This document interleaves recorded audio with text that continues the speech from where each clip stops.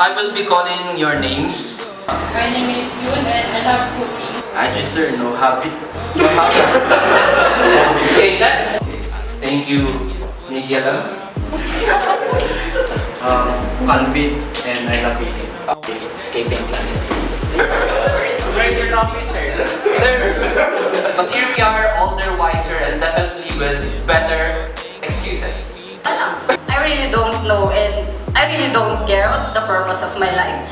What I just want is to survive, to compete, at mabuhay dito sa mundo. That's all. Pero nung na-realize ko, na-acknowledge ko, that the Lord is a giver, my provider, nagkaroon ako ng passion na mas kilalanin pa siya. Natin ang purpose natin na tinawag tayo ng Panginoon. Amen. As a Christian, dapat we know our purpose. Hope you get all of the things that's on your wish list. And all the seasons always come and go and change. Our love for Jesus always remains. Hey, bright lights on a Christmas tree. Louis V bag on a shopping spree.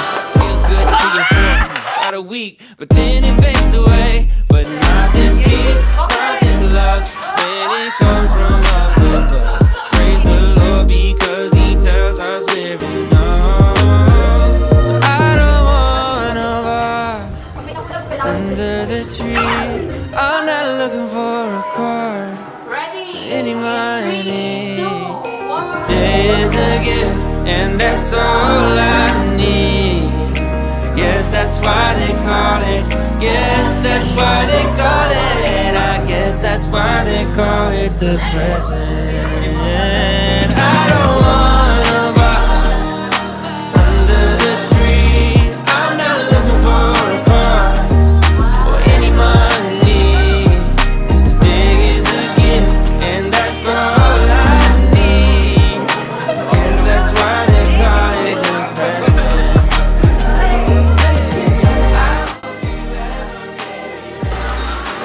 Anong task? Shoes up to the hair, high school. First, of course, to bless them. And at the same time, yun din yung magiging ticket natin para makapasok sa family nila and may share yung word na ating Panginoon. Amen po ba? Isa po siya sa pinakamatalino, to be honest, pagdating sa literature, ang